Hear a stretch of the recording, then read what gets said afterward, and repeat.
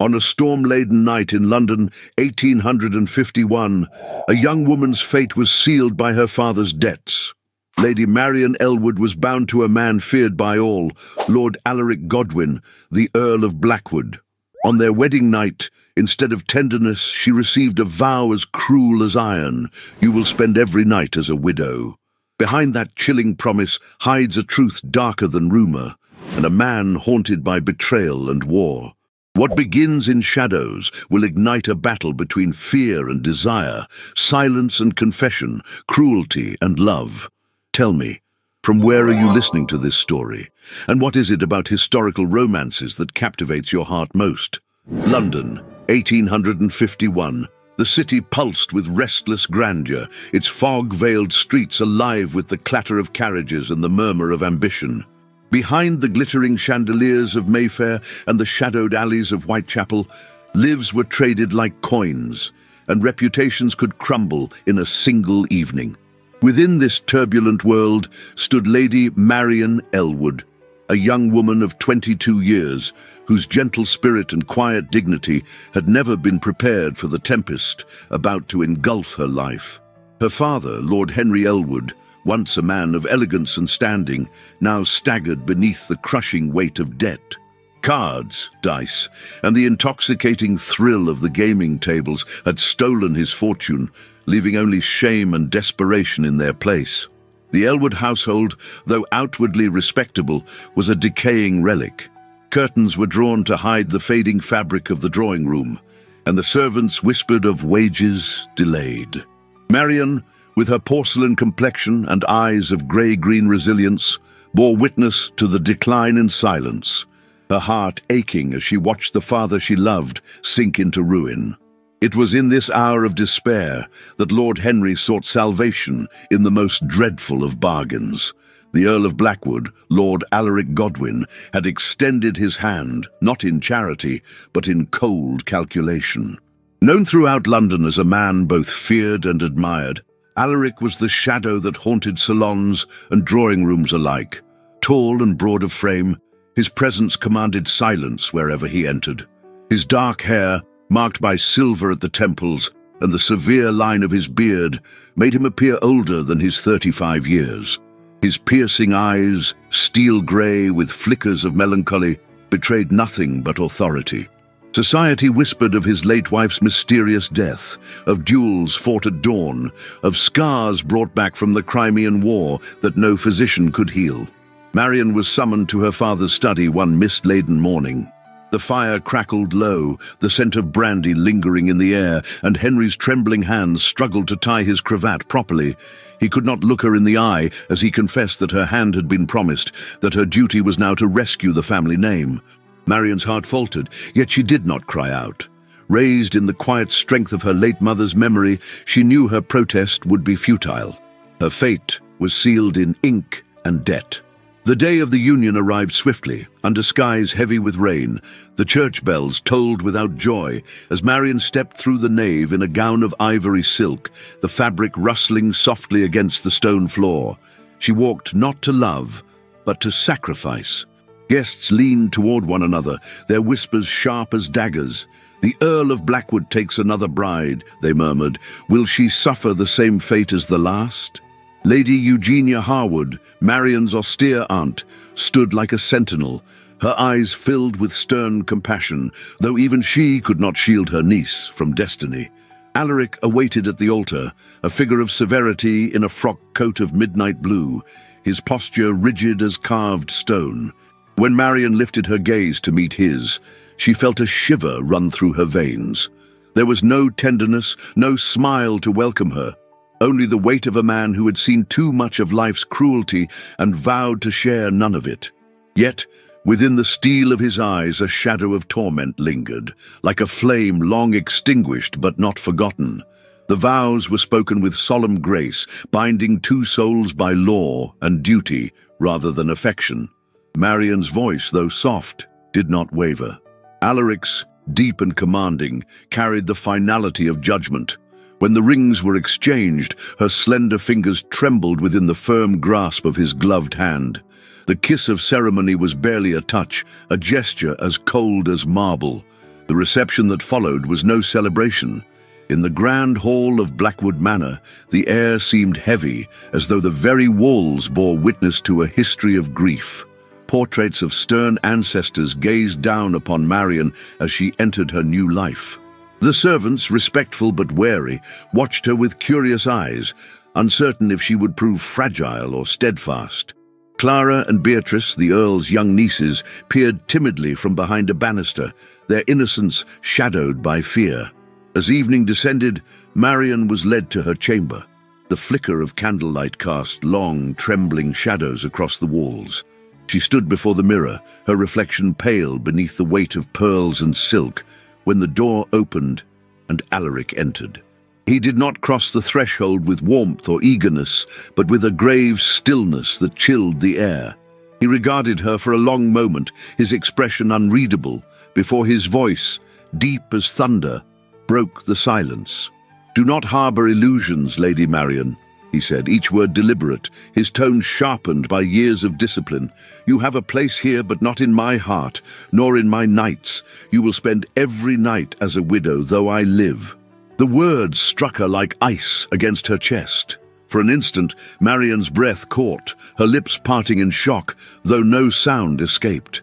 She held herself with quiet dignity, refusing to let tears betray her. His gaze lingered on her as if testing her strength, before he turned and departed, leaving her alone in the vast silence of the chamber. The candles flickered, their flames bending toward the draught of the door he had closed behind him. Marian lowered herself onto the edge of the bed, her hands clasped tightly in her lap, her heart pounding with a mix of fear and defiance. Though she had been condemned to widowhood in life, she vowed within the sanctuary of her soul that she would not surrender her spirit. Outside, London's fog pressed against the windows, as if the city itself bore witness to the cruel bargain struck that day.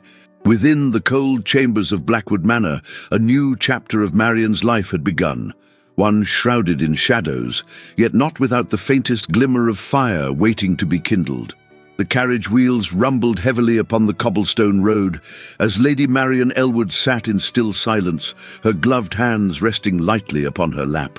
The rain had ceased, leaving the sky cloaked in a somber grey, the kind that pressed heavily upon the heart. Her gaze shifted through the fogged glass, where the countryside stretched wide and silent, the barren branches of winter trees clawing at the heavens. She was bound for Blackwood Manor, the house that would become her prison, her refuge, and perhaps her destiny. As the carriage drew near, the great silhouette of the manor emerged, towering and unyielding upon the hill. Its stone walls bore the weight of centuries, darkened by soot and storms, its windows narrow and glinting like the eyes of watchful sentinels. A tall iron gate creaked open, groaning in protest, as though resenting her arrival.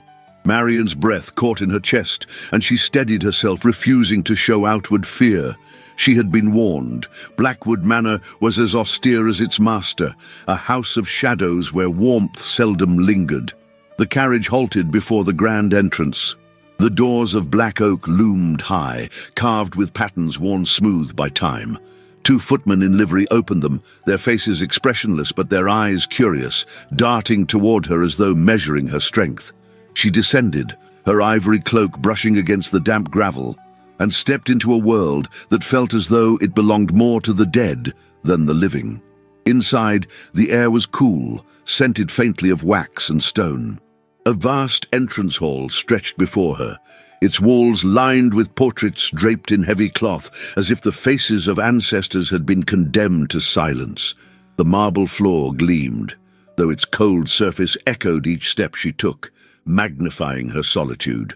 Tall windows admitted only a pale, reluctant light, while candelabras flickered weakly, their flames bending to unseen draughts.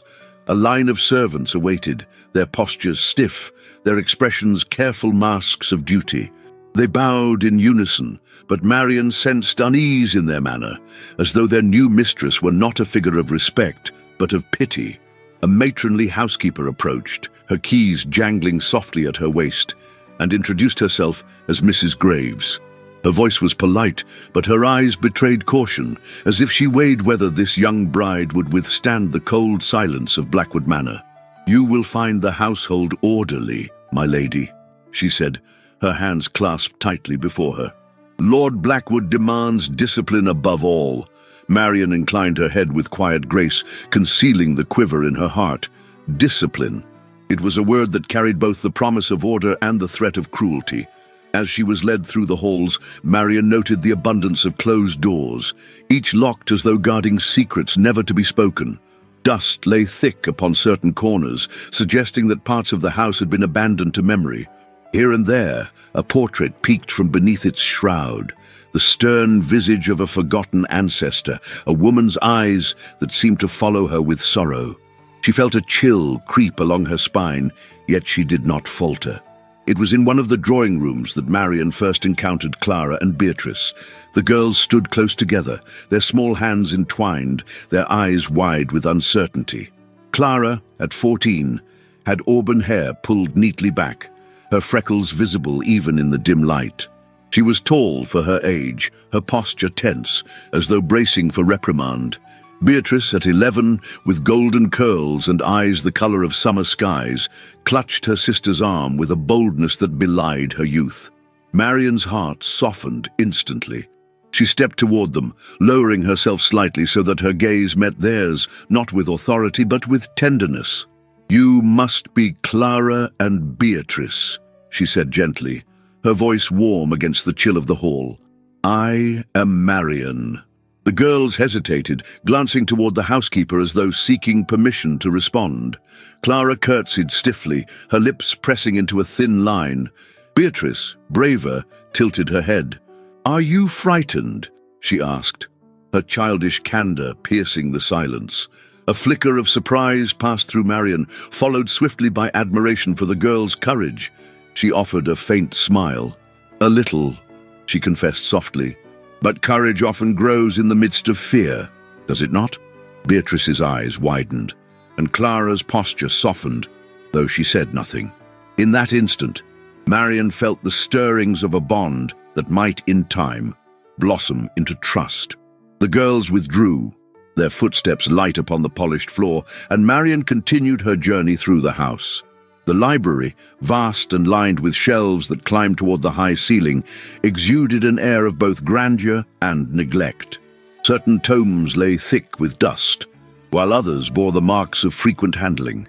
A single chair near the hearth bore the imprint of long nights, and Marian wondered if it was there that Alaric retreated into solitude, surrounded by shadows of words rather than companionship.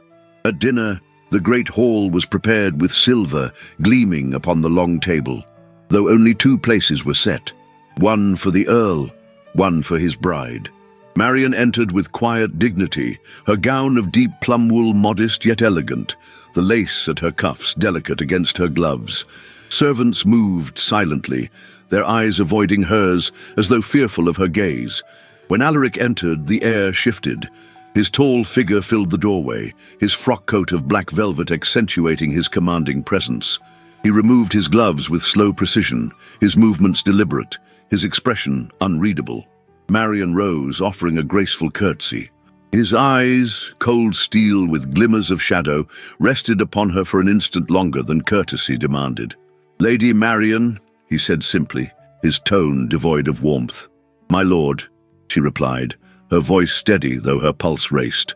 They dined in near silence, the clinking of silverware echoing through the cavernous hall. Marian felt the weight of his presence, every glance a silent judgment, every pause a reminder of the vow he had spoken the night before. She dared to lift her eyes and found him studying her, his expression stern, but something unspoken flickered there, a trace of sorrow, or perhaps of longing, quickly concealed. Later, as she ascended the grand staircase to her chamber, Marian passed once more the portraits shrouded in cloth. The whispers of the servants echoed in her mind, tales of Alaric's cruelty, of a wife lost under mysterious circumstances, of a house that swallowed joy whole. Yet she also recalled the timid eyes of Clara and Beatrice, their unspoken plea for protection. Alone in her chamber, Marian stood before the tall window, gazing out at the grounds where the moonlight cast pale shadows upon the gardens. Her heart ached with loneliness, but her spirit did not bend. She would not allow herself to be broken by silence, by cruelty, or by fear. If Blackwood Manor was a household of shadows, then she would bring to it the fragile flame of dignity and resolve. As the wind moaned against the ancient stones, Lady Marian Elwood closed her eyes and whispered a vow not to be extinguished.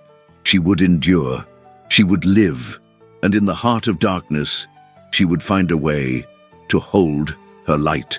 The season in London had begun in earnest, and with it the endless parade of glittering soirees and society balls. Carriages lined the streets, their wheels rattling over slick cobblestones as liveried footmen ushered their mistresses into the glow of gaslit entrances. Tonight, Lady Marian Elwood Godwin, newly made Countess of Blackwood, would make her first appearance as wife to one of the most feared men in England.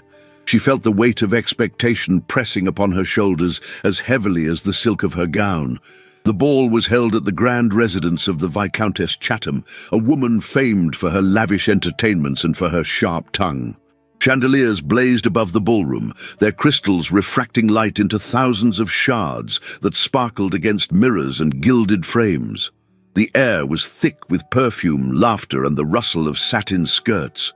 Musicians played a lively waltz, their bows darting across strings, while couples glided effortlessly over the polished floor. Marian entered upon Alaric's arm, her posture upright, her expression composed. She wore a gown of pale blue silk, with delicate lace trimming the neckline, chosen to present dignity without ostentation. Her chestnut hair was coiled into an intricate arrangement, a few tendrils framing her porcelain face. Yet even as she stepped into the brilliance of the hall, she sensed the shift in the air, the sudden hush, the darting glances, the whispers that rose like the hiss of serpents. "The widow bride," someone murmured near the refreshment table, the words carrying just enough to be overheard. Marian's cheeks flushed, but she did not falter. She had known such whispers would come, for London society thrived on cruelty disguised as wit. She felt Alaric's arm tense beneath her hand. His gaze swept the room, cold and unyielding, silencing many who dared to meet it. Yet he said nothing, his silence as impenetrable as his reputation. As they moved deeper into the crowd, the sting of mockery sharpened. A group of ladies, their fans fluttering like wings, leaned close together, their eyes fixed on Marian. "Poor creature," one whispered. "To be bound to such a man, I wonder if she even sees him by daylight. And to think," another added, "that his first wife perished so suddenly. How long will this one last, I wonder?" The words pierced Marian's heart, but she lifted her chin, her grey-green eyes steady. She would not allow them to see her wounded. To retreat in shame would only prove their malice true. It was then that Sir Percival Houghton appeared, cutting through the crowd with the elegance of a predator. Tall and lean, his black hair gleamed with oil, combed back to reveal sharp cheekbones and eyes that glittered with malice. He bowed with exaggerated grace before Marian and Alaric, though the smile upon his lips was that of a man who delighted in cruelty. "My lord, my lady," he said smoothly, his voice carrying the polished venom of a practiced courtier. "What a surprise to see you here. One would think Blackwood Manor offered little temptation to leave, given its reputation for solitude." Alaric's jaw tightened, though his expression remained otherwise unchanged. "Sir Percival," he replied curtly, his voice cool as winter steel. Percival's gaze lingered on Marian, his smile deepening. "Lady Marian, I must congratulate you on your courage. Few women would have dared such a union. Tell me, do the halls of Blackwood Manor whisper at night? Do they speak of the Countess who came before you?" Gasps rippled among those standing nearby, scandalous delight alight in their eyes. Marian's pulse quickened, but she steadied herself. She met Percival's stare without flinching, her voice calm, though her heart raced. "I find the halls of my home speak only as much as one is willing to listen, Sir Percival," she replied. "And I am not given to hearing ghosts where there are none." A flicker of surprise crossed his features, quickly masked by a smirk. "Ah, but some ghosts cannot be so easily silenced. Your husband's late wife, for example. A tragedy, was it not? One wonders how a woman so beloved could be lost so young." The insinuation hung in the air, vile and heavy. Marian felt a chill pass through her, but she refused to lower her gaze. The room held its breath, eager for scandal, hungry for humiliation. Alaric's hand twitched at his side, but he spoke not a word. His silence was both shield and sword, yet Marian sensed the storm brewing beneath it. She longed to speak, to defend him, but she knew the moment belonged not to anger, but to restraint. It was Lady Eugenia Harwood, Marian's aunt, who at last interceded. She stepped forward with all the commanding authority of a woman who had lived long enough to see cruelty in all its forms. Her dark eyes blazed as she fixed them upon Percival. "Sir Percival," she said sharply, "your grief for Lady Godwin must be most peculiar, considering how quickly you exploit her memory for your amusement. Such devotion, one might think, would have led you to honor her name in silence, rather than tarnish it in gossip." The crowd shifted, murmurs rippling like waves. Percival's smile faltered, though he masked it with a stiff bow. "Forgive me, Lady Eugenia. My concern was merely for the well-being of your niece." "And you may rest easy," Lady Eugenia replied coldly, "for Marian bears herself with more courage than most men in this room." The ladies nearby averted their gazes, some nodding in reluctant agreement, others pursing their lips in displeasure. Marian felt her aunt's hand briefly brush hers, a gesture both protective and urging. The message was clear: endure and endure with strength. The evening dragged on, a tapestry of glances and whispers, yet Marian maintained her composure. She danced when invited, her steps graceful though her heart carried the weight of scorn. She smiled politely at those who spoke to her, refusing to grant her tormentors the satisfaction of seeing her wounded. All the while she felt Alaric's presence near, his eyes upon her when he thought she did not notice. At one moment, as she stood near the balcony doors, her gaze wandered across the crowd and found his. For the briefest instant, the mask of the feared Earl of Blackwood slipped. She saw not cruelty, but something deeper, an echo of sorrow, perhaps even admiration. Yet as swiftly as it appeared, it vanished, replaced by the familiar coldness. When at last the evening drew to its weary close, Marian departed upon Alaric's arm, her dignity intact, though her spirit bruised. The whispers had cut deep, Percival's venom had stung, yet she had not faltered. London society might mock her as the widow bride, but she carried within her the quiet strength of endurance. In the carriage ride home, silence reigned. Alaric sat rigid, his gaze fixed upon the darkness beyond the window. Marian's hands rested upon her lap, her fingers entwined tightly. Though no words passed between them, she felt the unspoken weight of his presence. She longed to ask why he had remained silent while Percival struck at his honor, but she held her tongue. For in his silence she sensed both protection and torment, a man wrestling with shadows only he could see. And though the night had wounded her pride, Marian resolved that she would not be broken. She would walk into every ballroom, every drawing room, with her head held high. For she knew that in this world of whispers and daggers hidden behind fans, the greatest strength was not in striking back, but in enduring with grace. The city lay hushed as their carriage wheels carried them back toward Blackwood Manor, its ancient silhouette rising once more against the night. Within those walls of shadow, Marian's battle was only beginning. The days that followed the ball settled into a rhythm both rigid and unpredictable. Blackwood Manor stood silent as a fortress, its walls sheltering unspoken truths and heavy shadows. To the servants, it was a house of duty. To Clara and Beatrice, it was a house of caution. And to Marian, it was a labyrinth where every step seemed to draw her deeper into the mystery of the man she had wed. Lord Alaric Godwin was as elusive as he was commanding. In public, his words were few, cold, and decisive, spoken in a tone that admitted no challenge. Yet Marian soon discovered subtle gestures that betrayed another side, a contradiction that unsettled her. At dinners, when Sir Percival's name was mentioned, Alaric's expression would harden. But if a guest sought to cast a slight upon her, a single look from him silenced the offender.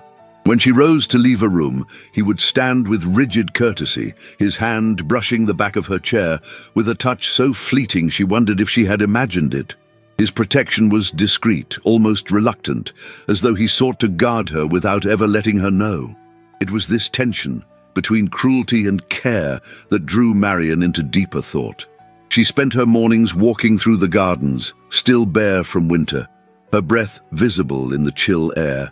Clara and Beatrice began to accompany her, their small footsteps pattering on the gravel paths. At first, they kept their distance, but gradually they drew nearer. Beatrice slipped her hand into Marian's, unashamed of seeking comfort, while Clara, more reserved, asked shy questions about the world beyond the manor. "Does London have more light than here?" Clara asked one morning, her auburn hair catching a rare glint of sun. "It does," Marian replied softly, "though even in its brightness shadows remain. But there is music and laughter and hope."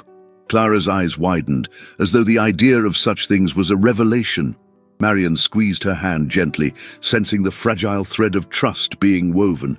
Yet as she grew closer to the children, Marian also grew more conscious of Alaric's distance. She often found him in the library, a vast room lined with dark shelves that smelled of leather and dust. The fire there burned low, throwing light upon a single chair worn from long use. It was in this place that Marian once stumbled upon him unawares. He stood near the far wall, his tall figure rigid, his shoulders tense. A heavy velvet curtain had been drawn back to reveal a portrait, half hidden in shadow. Marian froze, her breath catching as she saw the face of a woman gazing down from the canvas. The features were delicate, the eyes hauntingly alive, painted in hues of gold and cream. The late Countess of Blackwood. Alaric's hand rested against the frame, his head bowed as if in torment. For a moment Marian thought she saw sorrow carve itself into his stern profile, his mouth tightening with the effort of restraint. Then, as though sensing her presence, he turned abruptly. His eyes, grey as steel, met hers, and anguish flickered there before hardening into fury. "What are you doing here?"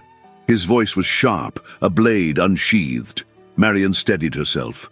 "I was walking and did not mean to intrude. Forgive me, my lord." His breath came heavy, his chest rising beneath his black waistcoat. "You will not come into this room unbidden again," he said, his tone harsh, though beneath it trembled something dangerously close to grief. She hesitated, then gathered her courage. Was she beautiful? The question slipped from her lips before she could restrain it. Alaric's eyes flashed, his hand tightening into a fist. "Do not speak of her," he growled, his voice breaking slightly on the words. "Her memory is mine alone. You will not seek to pry into what does not concern you." Marian's heart pounded, but she refused to recoil. "I did not mean to wound you. I only wished to understand the man I have married." His face hardened, the mask descending once more. "There is nothing to understand. Accept what you see and ask no more." With that, he turned from her, pulling the curtain across the portrait with a violent sweep. The room darkened, swallowing the image of the woman, leaving only the fire's flicker upon his stern profile. Marian lingered a moment longer, hoping for some softening, but none came. She withdrew, her skirts brushing the stone floor, her mind filled with questions she dared not ask again. That night, long after the household had gone to rest, Marian found herself unable to sleep. The air in her chamber was still and heavy, the silence broken only by the occasional groan of the old timbers. She wrapped her shawl tighter around her shoulders and paced near the window. From below, faint sounds reached her, an anguished murmur, a muffled cry. She followed the sound quietly down the corridor until she reached a half-open door. Through it, she saw Alaric, lying upon a chaise in a room dimly lit by the dying embers of a fire. His face was twisted in torment, his brow damp with sweat. He tossed restlessly, his hands clenching as if grasping for a weapon unseen. "No," he muttered in his sleep, his voice hoarse. "Not again, not again." Marian stood frozen, her heart aching as she watched. He seemed both powerful and broken, a soldier still fighting battles long ended. She longed to step inside, to soothe the storm that tormented him, but fear of his wrath held her back. Instead, she remained at the threshold, silent witness to his pain. At last, he stilled, his breath ragged, his chest heaving. Marian retreated quietly, her soul heavy with sorrow. The next morning at breakfast, his demeanor was as rigid as ever. He spoke little, his words curt, his gaze distant.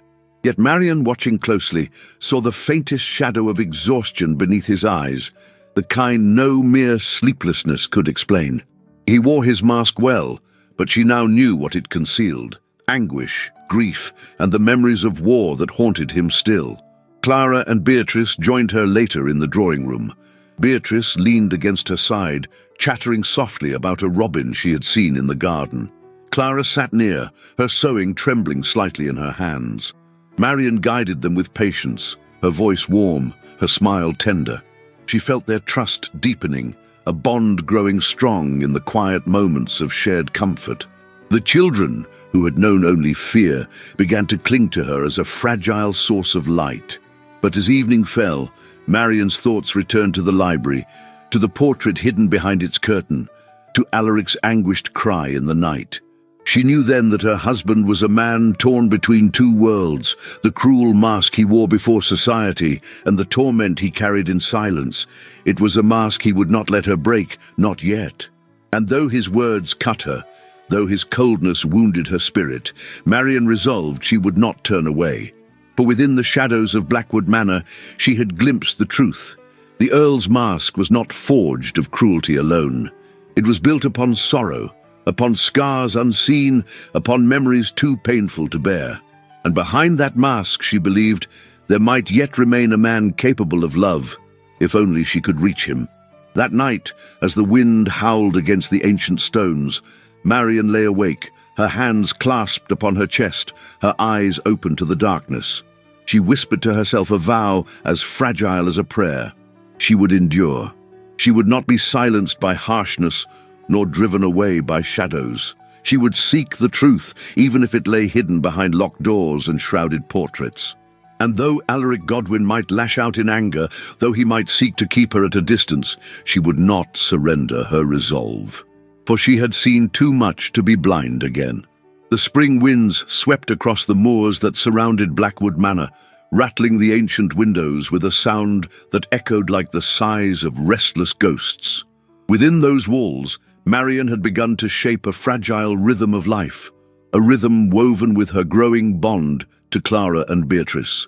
The days were long, shadowed by Alaric's presence, yet softened by the innocence of the children who had, little by little, entrusted their timid hearts to her. It was in the quiet of one such night that Marian awoke to the sound of a muffled cry. Rising swiftly, she pulled her shawl over her nightgown and stepped into the dim corridor.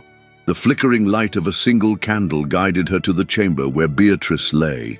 The child tossed upon her bed, her small face twisted in fear, her golden curls damp with tears.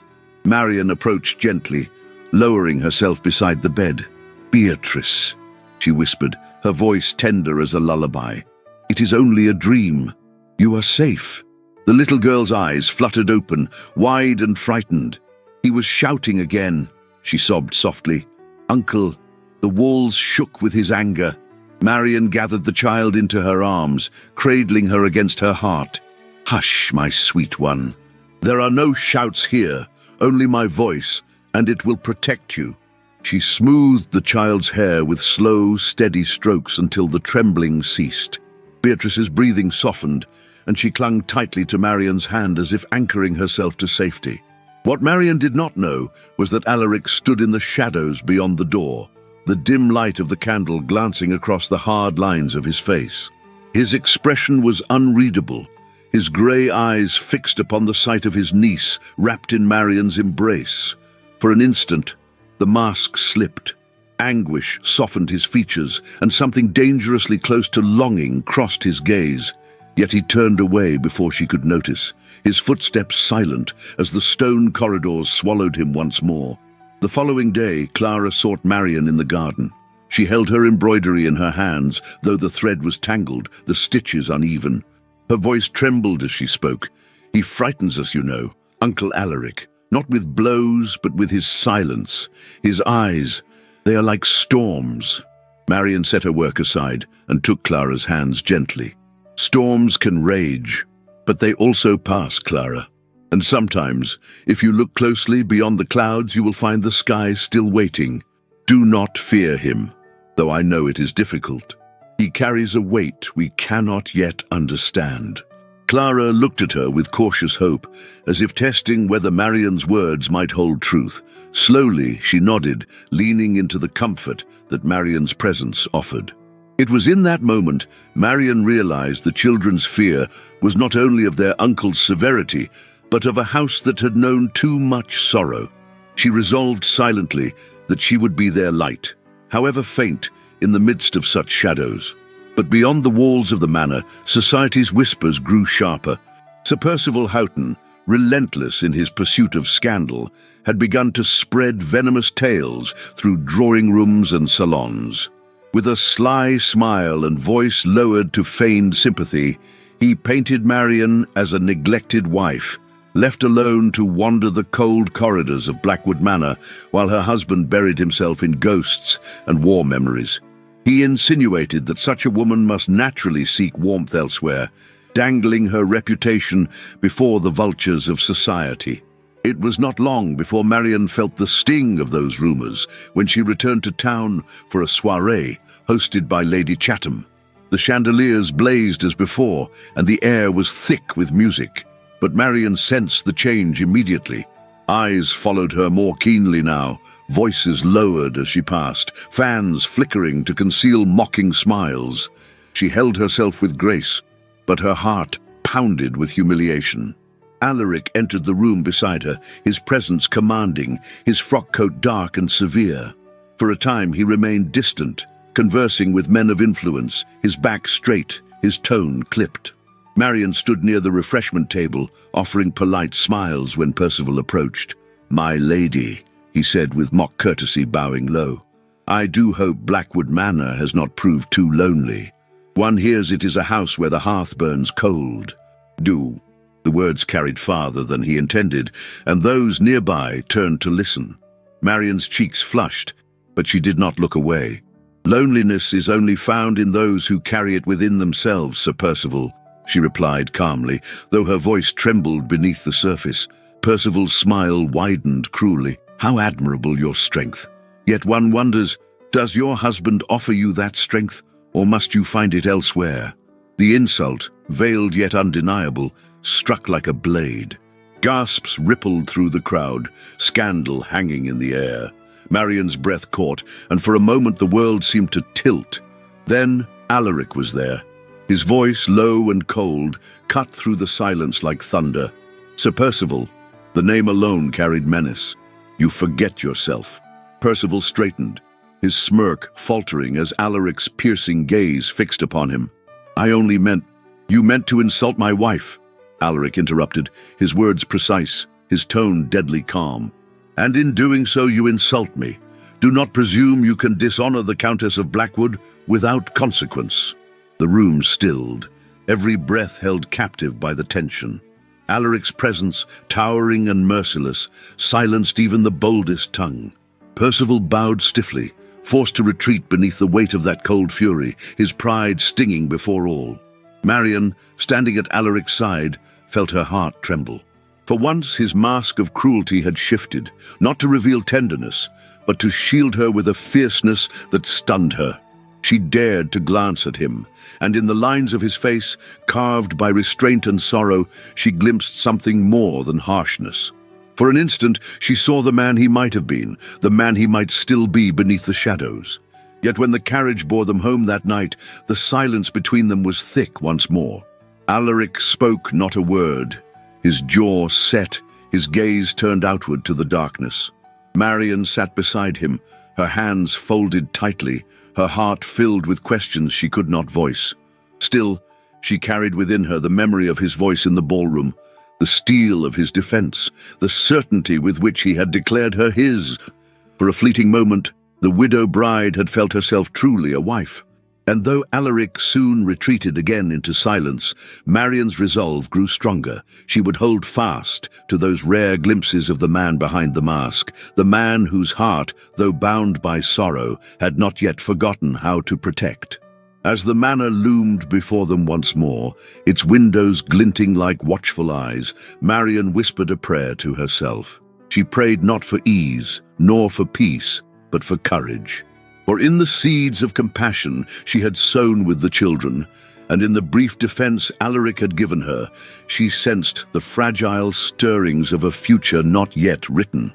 And though shadows still reigned in Blackwood Manor, Marian vowed she would not let them consume her. She would remain steadfast until the day those shadows yielded to light. The cold light of early spring draped London in a haze that blurred beauty with suspicion.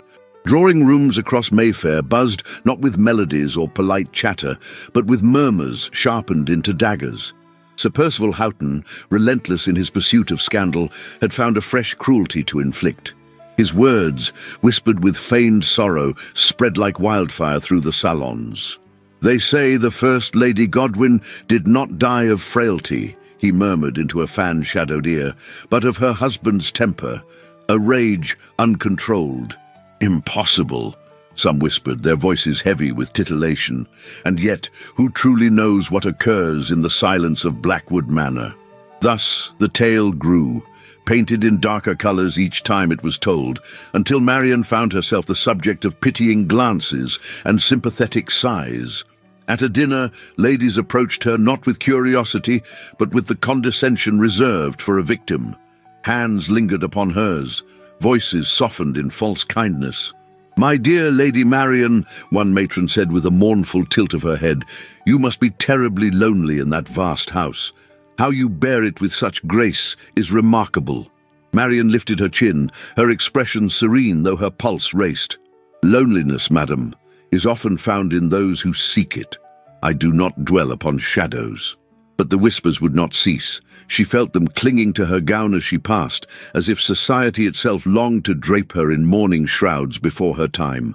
And though humiliation pressed upon her heart, Marian resolved that she would not retreat into silence. She would not allow lies to define her life.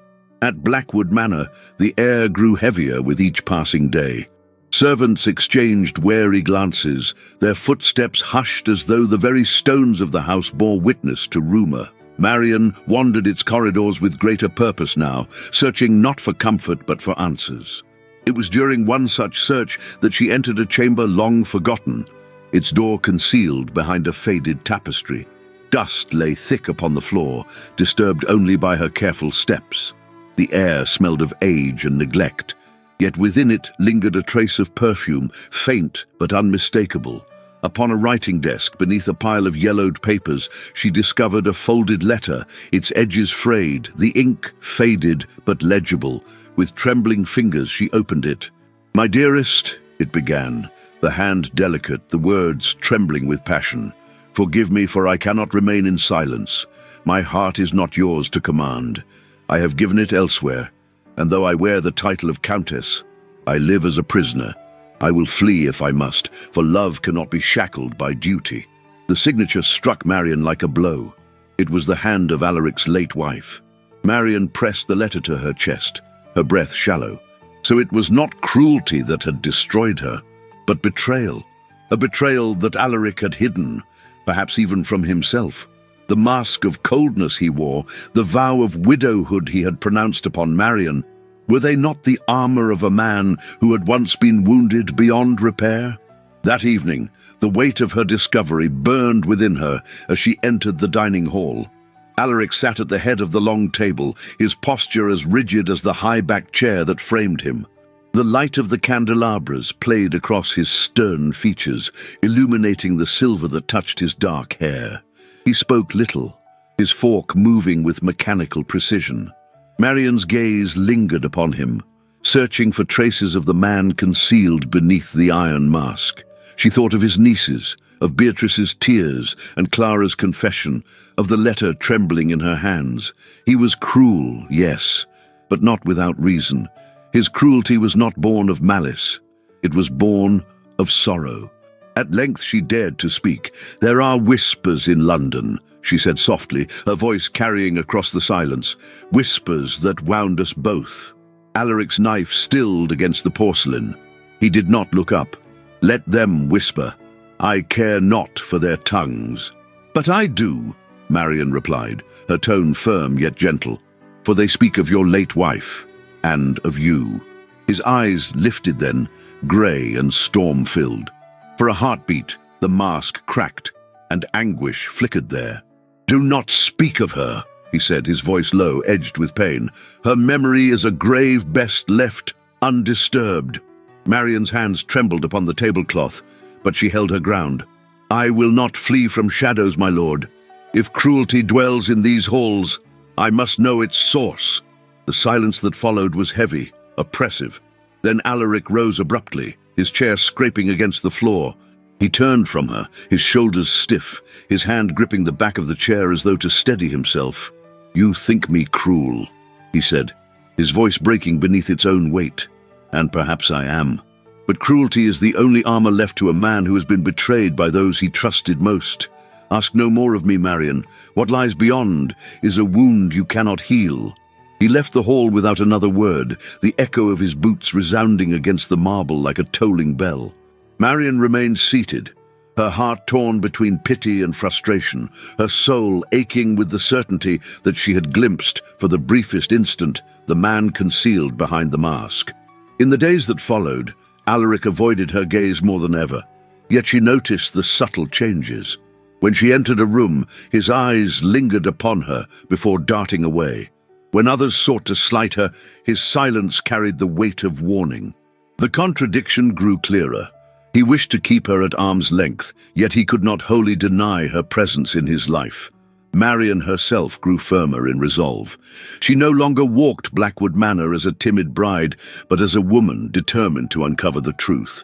Each locked door, each shrouded portrait, each whispered tale was a thread leading her closer to the heart of her husband's torment. She knew she might wound him by seeking it, but she also knew that without truth there could be no peace between them. And so, even as London gossiped, even as Percival's venom spread, Marian stood unbroken. She was not a victim, nor would she allow herself to be one. She was the Countess of Blackwood, and she would not surrender her dignity, nor her quest for truth. That night, as she lay in her chamber, the letter hidden safely among her belongings, she thought of Alaric. She thought of his storm-filled eyes, of his voice when it trembled despite his fury, of the way he had spoken of betrayal as though it still bled within him. And she whispered into the silence, her voice steady as a vow, "I will not turn away, not from you, not from this truth." The wind howled outside, rattling the ancient panes, but within Marian's heart a fire had been kindled. It was not yet love, but it was determination, fierce and unyielding. She would face Alaric's cruelty, not with fear, but with compassion, and perhaps in time compassion might become the blade that shattered the mask of the Earl of Blackwood. The night had begun in stillness. A faint drizzle tapped against the windows of Blackwood Manor, the sort of rain that softened the air without cleansing it. Marian sat with Clara and Beatrice in the drawing room, a book open upon her lap, though neither child was paying it any attention. Beatrice leaned against her shoulder, eyelids heavy with sleep, while Clara stitched clumsily at a sampler, her fingers trembling, though she tried to hide it. The fire crackled low, the shadows dancing against the panelled walls. For a fleeting moment, Marian allowed herself to believe that peace might endure, even within a house built on sorrow. Then came the cry, a distant shout, muffled at first, then rising with urgency. The scent of smoke pierced the air, sharp and unmistakable. Beatrice's head jerked up, her blue eyes wide with alarm, and Clara's needle clattered to the floor. "Stay here," Marian urged, rising swiftly. But before she could step into the hall, the door burst open and a servant rushed in, his face pale, his voice breathless. "The stables, my lady, they're aflame!" Panic surged through the household. Footsteps thundered as men ran toward the courtyard, their shouts mingling with the crackle of fire. Marion seized the children's hands, intending to lead them upstairs to safety. But in the chaos, Clara pulled free, crying, "The foal! We mustn't leave him!" and darted toward the courtyard before Marion could stop her. Beatrice, desperate not to be left behind, followed in a flash of golden curls. "Clara! Beatrice!" Marion's cry rang through the hall, her voice raw with terror. Without hesitation, she gathered her skirts and ran after them, the hem of her gown sweeping the floor like a wave. The courtyard was alive with flames. The stables roared, tongues of fire reaching high into the night sky, painting it orange and red. Smoke billowed thick, choking the air, while horses neighed in terror, their hooves striking against wood as men struggled to free them. Through the haze, Marion glimpsed Clara and Beatrice near the stable door, frozen by the inferno, their faces pale with fear. Marion's heart seized, but she did not falter. She plunged into the smoke, her lungs burning, her eyes stinging. "Come to me," she called, her voice firm, though desperation tore at her. Clara clutched her sister's hand, unable to move. Marion wrapped her arms around them both, pulling them close. Heat scorched her skin. Embers rained like sparks of judgment, but she shielded the girls with her own body as she guided them toward safety. Then, suddenly, the world lurched. A beam cracked overhead, crashing down in a shower of sparks. Marion stumbled, the children clinging to her skirts. The flames roared closer, the smoke pressed heavier, and she knew with chilling certainty that she might not lead them out. And then he was there, Alaric. His figure loomed through the haze, tall and commanding, his coat darkened with ash, his face lit by the infernal glow, his eyes, fierce and wild, locked upon hers. Without hesitation, he seized Clara and Beatrice, his strong arms lifting them clear of danger, his voice ringing with an authority that silenced even the chaos. "Run!" he ordered the girls, thrusting them toward the servants who waited beyond. Then his gaze returned to Marion. She staggered, coughing, her gown smoldering at the hem. His heart clenched, raw terror flashing across his face. He caught her in his arms, dragging her from the inferno, shielding her as though his very soul depended upon it. When at last they emerged into the cool night air, the roar of flames behind them, Marion collapsed against him, gasping for breath. The children flung themselves into her embrace, weeping with relief, their small bodies trembling. Clara clutched her hand fiercely, and Beatrice buried her face against her skirts. Marion gathered them close, her arms protective, her heart pounding with gratitude that they still lived. But Alaric remained kneeling beside her, his chest heaving, his face marked not by coldness but by fear. His gloved hand trembled as he touched her shoulder, as though to assure himself that she was truly alive. For the first time, Marion saw him unmasked, stripped of all cruelty and silence. His voice, when it came, was ragged with anguish. "Do you know what it is to lose everything?" he whispered, his eyes searching hers with a desperation that made her breath catch. "To have the one you trusted betray you, and the one you loved taken from you in an instant. To fight wars abroad, only to return to a battlefield within your own home?" Marion's lips parted, but no words came. She saw the torment carved into him, the shadows of battles both on the field and in his heart. His grip on her tightened, not cruelly, but with the fear of a man who dreaded the abyss of loss. "My wife," he began, his voice breaking. "She loved another. She wrote letters, made promises. I found them hidden like daggers, and then, before I could confront her, she was gone. A sudden fever, they said, though I have always wondered if grief itself consumed her, and I—" His breath faltered. "I returned from war carrying blood upon my hands, and found betrayal waiting in my own bed. That is what remains to me. That is why I cannot—" He fell silent, the confession trailing into the night air, heavy with smoke. Marion's heart ached with compassion, with sorrow so deep it threatened to drown her. She placed her hand lightly upon his, a touch both tender and unyielding. Their eyes met, and in that gaze she saw not the feared Earl of Blackwood, but a man shattered by grief and chained by ghosts. "You are not alone," she whispered, her voice trembling yet resolute. His eyes searched hers as though he longed to believe. But before he could answer, shouts rose as men battled the fire.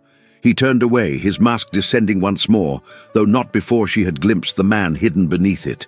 When the flames were at last subdued and the stables reduced to charred ruin, Marian returned to the house with Clara and Beatrice pressed against her. The children clung to her more fiercely than ever, their fear of their uncle washed away by the sight of his desperation to save them. Clara leaned into her embrace without hesitation, and Beatrice declared boldly that she would never leave Marian's side.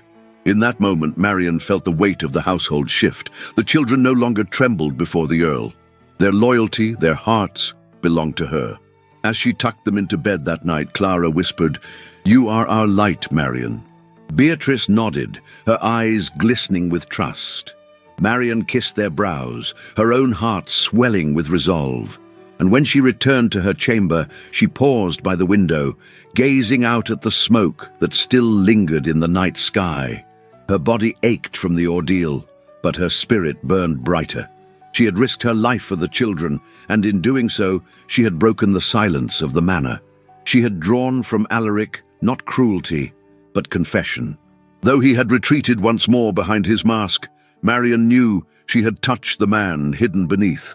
She had seen his terror, his anguish, his humanity, and for the first time since her arrival at Blackwood Manor, she felt the faintest tremor of hope that the legend of cruelty might not define him forever. The fire in the stables had scarred the night, but it had also illuminated truths long shrouded. Within the ashes, something fragile had begun to stir, a chance for healing, for compassion, for a future not yet written. The weeks following the fire at the manor carried with them a strange calm, as though the flames had consumed not only wood and hay, but also something of the silence that had long weighed upon the household. Marian sensed the subtle shift. The children no longer trembled at the sound of their uncle's voice, and the servants, though still cautious, looked upon her with newfound respect. Yet beyond the stone walls of Blackwood Manor, the city of London stirred with renewed malice, for Sir Percival Houghton had not abandoned his thirst for vengeance. The rumours he had seeded now bore their bitter fruit. At every salon, whispers bloomed that Lady Marian sought comfort in places her husband's coldness could not reach. The suggestion of infidelity, spoken with false pity, repeated with delighted cruelty, spread like wildfire among those eager for scandal. And Percival, his pride still smarting from Alaric's rebuke at the soiree, fanned the flames with sly insinuations. It was at a crowded gathering hosted by Lord Chatham that the venom reached its height. The chandeliers blazed, and laughter echoed against the gilded ceilings, but beneath the splendor lay an air heavy with expectation. Marian entered in a gown of silver-grey silk, her poise unshaken, though her heart knew the danger of every glance. Alaric accompanied her, severe in a coat of black wool, his expression one of carved marble. They had barely crossed the threshold before Percival approached, his dark eyes gleaming with malice. "My lord, my lady," he said with mock courtesy, bowing low, "it is always a rare spectacle to see you together, though perhaps not so rare as some would have it. One hears the Countess keeps rather interesting company in your absence." The words hung in the air like a blade unsheathed. Gasps rippled through the crowd. Marian felt her blood run cold, her hands tightening upon her fan until it nearly snapped. Her eyes met Percival's, and for the first time she saw not merely cruelty, but a hunger to destroy. Alaric's voice, when it came, was low and deliberate. "Choose your words carefully, Percival." But Percival only smiled, feigning innocence. "I speak only what is spoken in every drawing-room. A woman neglected may be forgiven her search for warmth." His gaze swept over Marian, lingering in insult. And who could blame her? The hall froze in silence. Marian's chest rose and fell in quick, sharp breaths, yet she forced her composure, refusing to grant him the triumph of seeing her wounded. Still, she felt the sting of shame cut deep. Alaric stepped forward, his presence towering, his grey eyes burning like steel struck with fire. "You dare accuse my wife in public? Then you shall answer me as a man." A murmur swept through the crowd. Duel. The word shimmered in the air, both forbidden and inevitable. Percival inclined his head, his smirk triumphant. If satisfaction is what you seek, then so be it. At dawn. That night, back within the cold halls of the manor, Marion confronted Alaric with a desperation that trembled in every word. He stood before the hearth, his broad shoulders lit by the glow of the flames, his expression unreadable. "You cannot fight him," Marion pleaded, stepping closer, her hands clasped before her chest. "If you do, I may lose you." I could not bear it. Alaric turned, his eyes shadowed, his jaw set. "He has dishonored you. He has dishonored us both. If I remain silent, the world will believe his lies. If I fight, they will know I will not permit your name to be dragged through filth." "Your honor is not worth your life," she cried, her voice breaking. "It is the only way," he said, his tone cold yet edged with something rawer. He stepped nearer, his hand hovering for a moment above hers, though he did not touch. "You must understand, Marion. This is not merely pride. This is necessity." Her breath shuddered, her grey-green eyes shimmering with tears she refused to let fall. "Then promise me," she whispered. "Promise me you will come back to me." For a moment, his mask faltered. His eyes softened, his lips parted as though he wished to speak words long buried. But instead he turned away, his silence more haunting than any vow. The dawn came heavy with mist, the fields beyond the city cloaked in silence. Marion, though forbidden to attend, watched from a distance, her hands clasped tightly within her cloak, her breath visible in the cold morning air.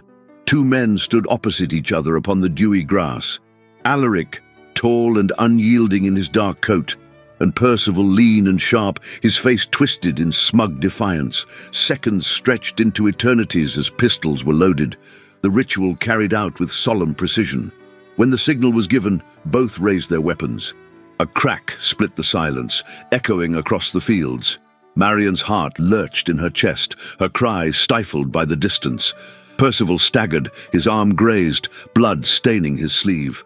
Alaric lowered his pistol, his eyes locked upon his enemy with cold fury.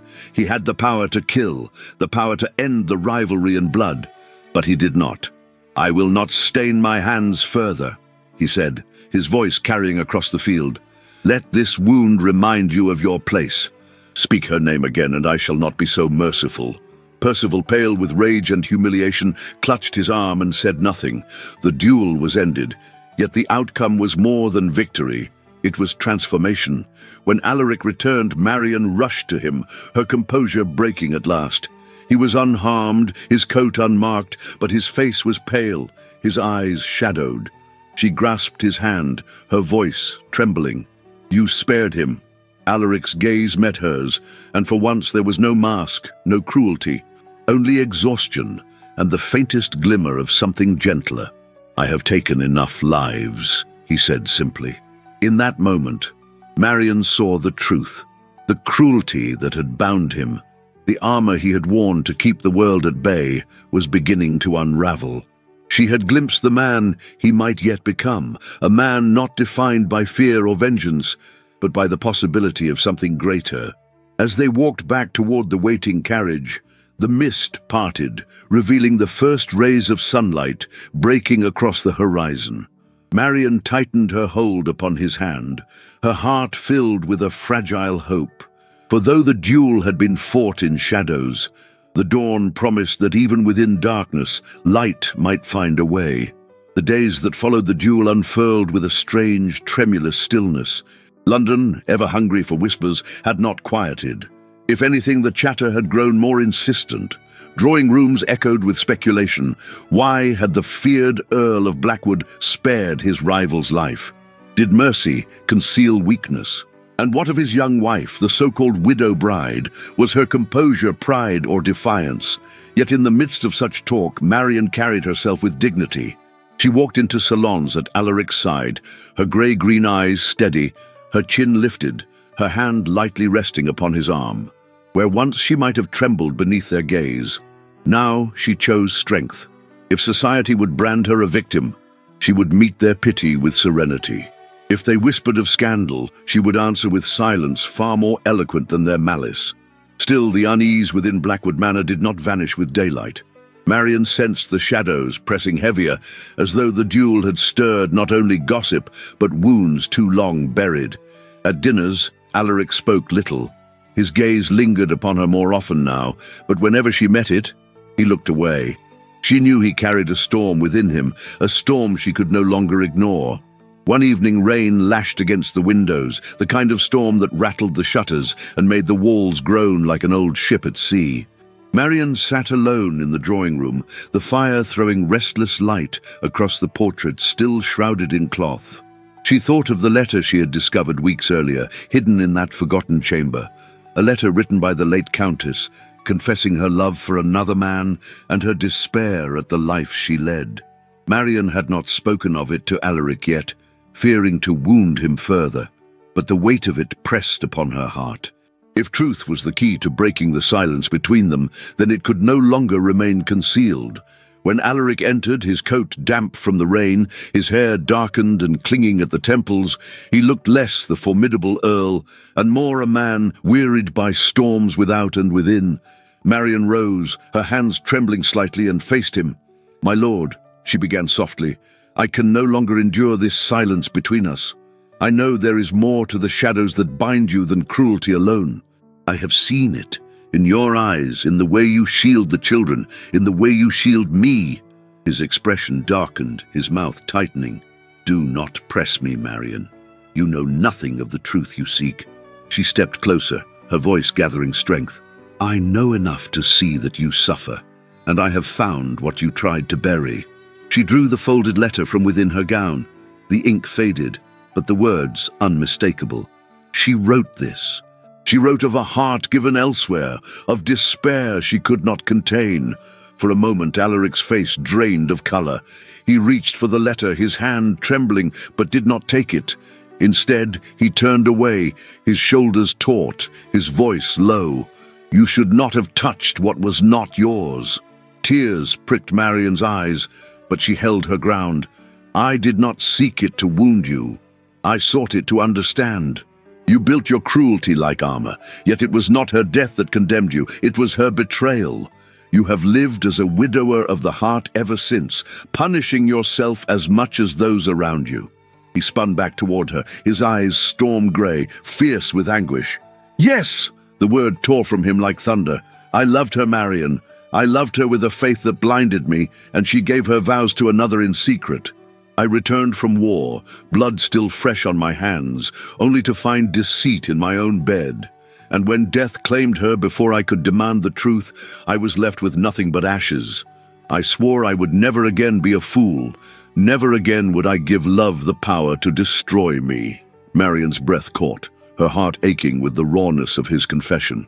The firelight flickered across his face, revealing not the cruel earl whispered about in society, but a man broken by grief and chained to his vow. She stepped nearer, her voice trembling yet resolute. "You believe cruelty protects you, but it has imprisoned you instead. You think widowhood of the heart is safer than love, but it is emptier than death itself. Life without love is not strength. It is surrender." Silence fell between them, heavy and thunderous, broken only by the storm pounding against the windows. Alaric's hands clenched at his sides, his chest heaving as though each breath was a battle. He looked at her then, truly looked, as though seeing her not as a duty or a name bound to his, but as the woman who had walked through fire, literally and figuratively, for his household. "You speak as though love is a choice one can make after betrayal," he said bitterly. Marian lifted her chin, her eyes luminous with unshed tears. "It is. Love is always a choice. I chose to remain here when I could have fled. I chose to face your silence and the world's whispers, and I choose, even now, to stand beside you, though you give me nothing in return. That is love, my lord, not weakness, but strength." Lightning split the sky, illuminating the room in a blaze of white. For an instant, the world seemed suspended in that light, their eyes locked, their souls laid bare. Then the thunder crashed, shaking the very stones of the manor, and Alaric's resolve crumbled. He reached for her, not with command but with desperation, his hand trembling as it closed over hers. "Marian," he whispered, her name breaking upon his lips like a prayer long denied. "I can no longer deny what burns within me. I swore a vow to live as though widowed, to bury all tenderness beneath iron. But you have torn the mask from me, piece by piece, until nothing remains but truth. I love you. Against my will, against my vow, I love you." Tears fell freely down Marian's cheeks, though her smile trembled with joy. She pressed her hand to his cheek, her touch gentle as dawn. "Then let that vow be broken, Alaric. Let the past be laid to rest." The storm raged on outside, but within the drawing room another storm had stilled. They did not need more than the closeness of their gazes, the brush of her fingers against his skin, the fierce sincerity in his words. No embrace was required, no kiss. The truth itself was the most intimate revelation. Later that night, Marian went to the children's chambers. Clara sat up when she entered, her auburn hair loose about her shoulders, her eyes anxious until they met Marian's calm smile. Beatrice stirred and ran into her arms, clutching her tightly. "You are safe," Marian murmured, holding them close. "We are all safe." But Clara, ever perceptive, tilted her head. "Something has changed, hasn't it?" Marian kissed her brow, her voice hushed. "Yes, dearest, something has changed." In the days that followed, the shift was unmistakable. The children no longer clung to Marian as though she alone were their refuge. They clung to her as family, certain and proud. Clara slipped her arm into Marian's with quiet trust, and Beatrice boasted boldly that Marian was the heart of Blackwood Manor. Even Alaric, though still reserved, could not conceal the gentleness that now touched his gaze when it lingered upon his wife. The vow that had bound him to cruelty had been shattered. In its place stood something fragile yet fierce, a love tested by shadows, but born at last into light. And for the first time, Blackwood Manor no longer felt like a house of shadows, but the beginning of a home. The season in London reached its height, the streets alive with carriages and the grand houses of Mayfair glowing with 100 lights each night. Yet within that brilliance, the name of Blackwood had long been marred by rumour. For weeks, society had whispered with a poisonous delight, whispers of cruelty, whispers of betrayal, whispers of a bride turned widow not by death, but by neglect. Marian had borne it with dignity, standing firm at Alaric's side, her composure unshaken, though her heart bore the weight of their judgment. Now, however, the time had come for truth to be revealed. The occasion was a ball hosted by one of the oldest families of the peerage, a gathering so grand that nearly every member of London's ton was present. Chandeliers glittered like constellations overhead. The polished floor reflected the sweep of gowns and the gleam of gilded mirrors, and the air pulsed with music and anticipation. Alaric entered at Marian's side, tall and unyielding, though no longer shrouded in the same impenetrable mask he had worn for so long. His grey eyes, though stern, no longer concealed the man beneath. His hand rested with deliberate tenderness upon his wife's arm, as though declaring to all that she belonged at his side. But whispers rose still, a rustling tide of malice that could not be silenced by mere presence. Percival Houghton had taken care to ensure that the rumours continued, feeding them with sly insinuations and false confidences whispered in candlelit corners. Many eyes followed Marian as she crossed the floor, measuring her grace, searching for weakness, eager for confirmation of scandal. It was then that Alaric made his move. He stepped forward into the center of the room, his voice cutting through the swell of music and conversation with the commanding timbre that had silenced men on battlefields. "Ladies and gentlemen," he declared, his words precise, his tone unyielding, "there are lies that have been spread with the intention of destroying not only my honor, but the honor of my wife. Tonight, those lies end." A hush fell upon the hall. Fans stilled mid-motion, conversations broke off, and all eyes turned toward him. Percival, standing near the refreshment table, paled, but forced a smile that faltered beneath the weight of Alaric's gaze. "I have endured many things in silence," Alaric continued, "for silence is often the shield of men who have seen too much of war. But I will not allow silence to destroy truth. My late wife did not perish by cruelty. She died of fever, as attested by her physician, who has given sworn testimony of her illness, and if betrayal touched my household, it was not at my hand, but hers. These letters," He held up folded pages, the very ones Marian had discovered. Speak plainly of where her affections lay. They are bitter to me still, but I reveal them now to end the venomous rumors that have been used to wound both me and my bride. Gasps rippled through the hall, faces turned toward Percival, whose composure cracked. Alaric's eyes fixed upon him, hard and merciless. "And as for Sir Percival Houghton," he said, his voice like thunder restrained by steel, "it was he who courted my late wife before our marriage, he who sought to profit from her unhappiness, and he who has since sought to use her memory to strike at me.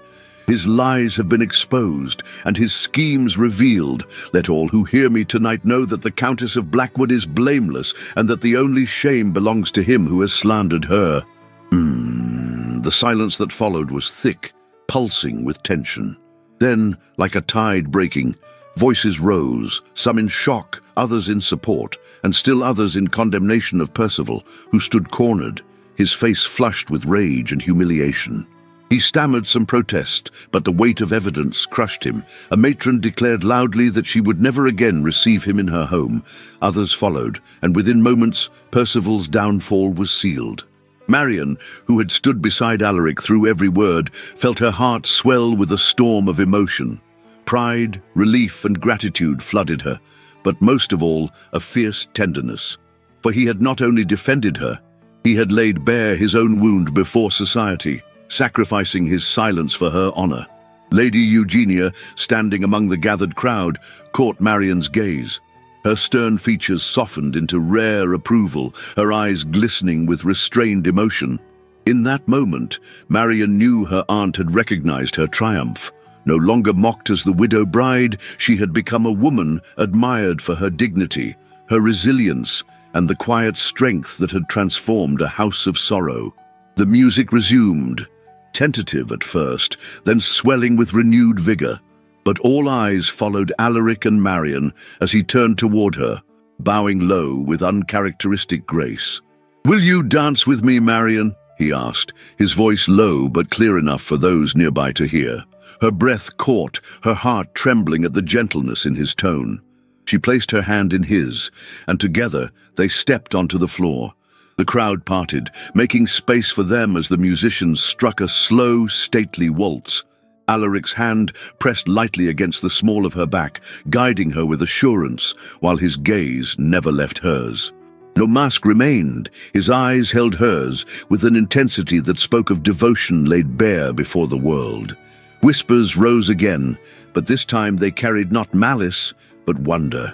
"He looks at her as though she were his salvation," one lady murmured, and for once the words were not cruel but awed. When the music ended, applause rippled through the room, sincere and unforced. Marian's cheeks flushed, not with shame but with joy. She had stood before society not as a victim, but as a woman cherished, her dignity defended, her place secured. In the days that followed, the transformation reached even the cold stones of Blackwood Manor. The corridors no longer echoed with silence, but with laughter. Clara and Beatrice ran freely through its halls, their fears melted away, their voices bright as bells. The servants, once stiff with caution, moved with renewed ease, their smiles unguarded in Marian's presence. The house that had long been a mausoleum for sorrow began to breathe again, its hearths burning warm, its rooms alive with life. Marian herself walked its corridors with new certainty. No longer did she feel a stranger in her own home. She was mistress now, not only in title but in truth, and at her side was Alaric, no longer the feared and cruel earl whispered about in salons, but a man who had allowed love to conquer fear. One evening, when the rain had ceased and the air smelled of fresh earth, Marian found herself with Alaric in the drawing room. The fire burned low, casting golden light upon his face. He drew her close, not with command but with tenderness, his hand resting lightly against hers. "You have given me back more than I thought possible," he murmured, his voice unsteady with emotion. "I swore once that you would live as a widow beside me, though I lived. But now, Marian, you must know the truth." He leaned nearer, his breath warm against her ear, his words a vow renewed. "You will never be a widow in my arms, for I live only for you." Her eyes filled with tears, her lips trembling with the force of emotion. She touched his cheek, her smile radiant, her heart soaring. In that moment she knew that cruelty, fear, and shame had been vanquished, not by battle nor by pride, but by love. And so the story closed, not in sorrow, but in triumph. The Earl of Blackwood, once feared as a man of shadows, had found his light. Lady Marian, once mocked as the widow bride, had become his heart's true companion. Blackwood Manor, once haunted by silence, rang now with laughter, with warmth, with the promise of a future built upon love's enduring power. The year was 1859, and the world seemed both altered and unaltered by the passage of 8 years. London, with its fog-draped streets and gilded drawing rooms, had not ceased to whisper, but the tone of those whispers had changed. No longer was the name of Blackwood uttered with dread or scandal. It was now spoken with respect, with admiration, even with a hint of awe. For the story of the feared Earl and his widow bride had transformed into something few could have foreseen, a tale of redemption, of endurance, and of a love that withstood the tempests of both society and the soul. Blackwood Manor itself had changed. The once austere halls now echoed with the patter of small feet and the sound of laughter. Marian, still graceful at 30, moved through the rooms with a serenity that came from years of trials endured and victories won. Her hair, once worn in careful coils, now gleamed with a maturity softened by time, and her eyes retained that same grey-green light of quiet resilience. At her side often ran 2 children, Clara, now nearly a woman at 22, and Beatrice, radiant at 19, though both still sought Marian's counsel as if she were their second mother. But there were other children too. 2 boys with Alaric's grey eyes and Marian's gentle smile, and a little girl with auburn curls who had been born on a spring morning when the world seemed impossibly new. They filled the manor with noise and with life, banishing forever the silence that had once haunted its stones. Alaric himself had softened with the years, though the strength of his frame and the authority of his presence remained. At 43, the streaks of silver at his temples had deepened, but his eyes no longer carried the weight of unbroken sorrow. When he looked upon Marian, it was not with the guarded coldness of the man she had first wed, but with open tenderness, unashamed before the world. Time had not eroded his love. It had refined it, tempered it into something enduring and steadfast, a love that had been tested by shadows and had emerged all the stronger for them. Society, too, had shifted.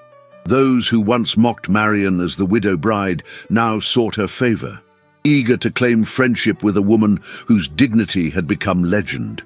Lady Eugenia, older now and her hair white as snow, often remarked that she had lived long enough to see justice bloom in her niece's life. She was proud, though her praise remained stern and measured, as if too much sentiment might betray her carefully guarded heart.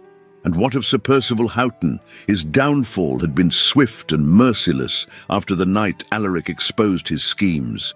Shunned by the ton, stripped of influence, he had retreated from London in disgrace.